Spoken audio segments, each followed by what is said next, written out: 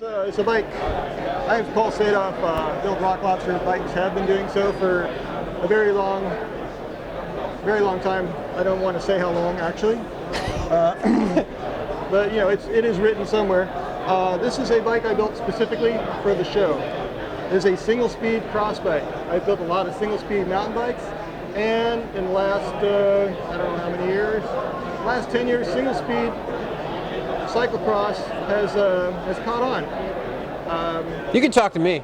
I'll of, interview you if you want. It's kind of a crazy sport, you know. What do you think of single-speed cyclocross, having done enough of it? Painful, it makes you puke, gives you like stomach aches, but then at the end you have a beer and feel better. Okay. What if you don't drink beer? Then what do you have? You just have, well, if you win, you have the glory of defeat. If you lose, you have the glory of victory. And if you lose, you have the agony of defeat.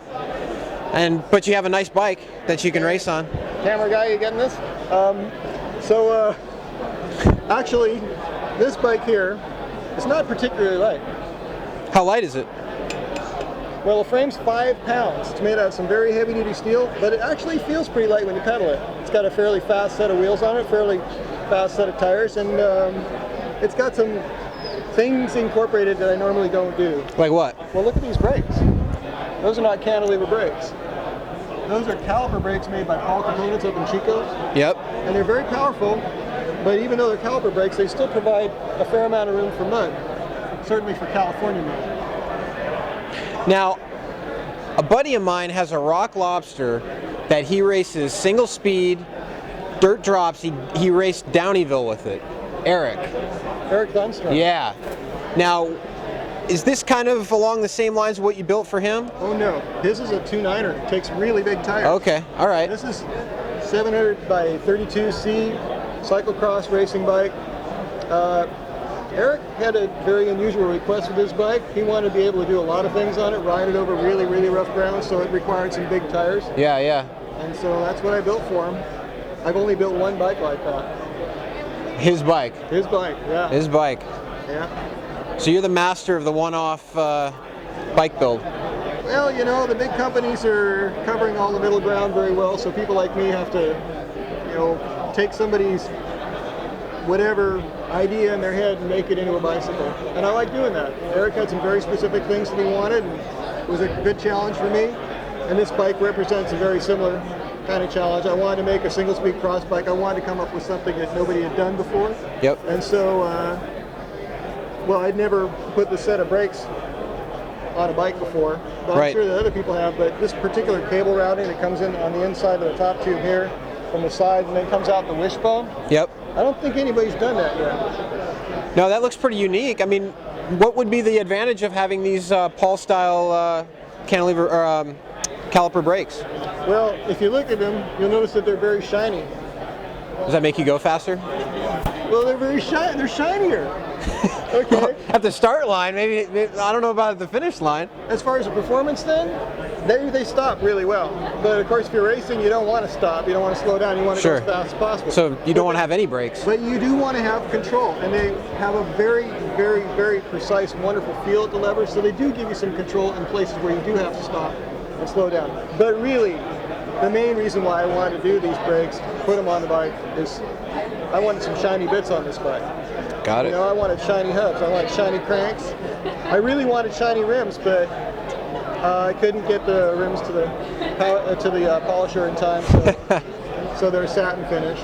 So people know that, especially in the Bay Area, Rock Lobster has a huge cyclocross racing team.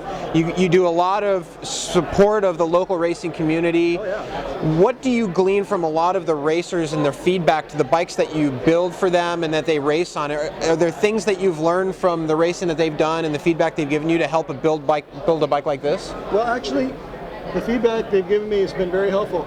To tell me not to build a bike like this, but to build a bike like this. Ah, I see. But no, I'm being sarcastic. But no, they've things about tire clearance, cable routing, chainstay length, bottom bracket height. All these technical things were things that I learned from talking to people who race at a much higher level than I do. Yeah. You know. You know, and I get feedback from all sorts of people. I get feedback from Eric Dunster too. Yep. It doesn't matter who they are or what kind of racing they've done. You know, I want to hear the pros and the cons. You know, because I have to. I mean, I love hearing stuff that's positive, but I don't learn unless I get some real good, solid criticism too of what I'm doing. Right. So. And this headset looks like a 1 1/4 or 1 1/2. What is this guy? It's 1 1/8. It's just a normal Is it really? 1 1/8 headset, Wow. except that it's this new headset that Chris King came out with, and it's going to be on the market in June. And it's contained wholly inside this really gigantic, heavy steel head tube, which is one of the reasons why the frame's not light. But it's nice that Chris King bothered to make an internal headset, and I'm enthusiastic that he makes something like this, and hopefully I can incorporate it into aluminum bikes. Yeah. Where the head tube might be big, but it's not heavy. Right. You know, whereas this bike, you know, I wanted to build this bike, I wanted to use the headset, and then I got the headset and the head tube in the mail, and I looked at it and went, that's gigantic, and that thing weighs a ton. And there wasn't anything I could do about it. I didn't want to remove any metal from it. I didn't want to make it weaker, so I just went with it. But the headset performs really well. It just cinches up just like a normal King headset. You know, you just crank it down, perfect adjustment, and doesn't come loose. So That's great. So you work primarily with aluminum and steel, right? Mm-hmm. And scandium, and I build some scandium bikes and aluminum bikes with carbon rear triangles. So about the only thing I don't work with is titanium, and I don't work with stainless steel. There you go. Everything in between. Paul Sadoff, Rock Lobster. Thanks so much. Great bike. Check them out on the web.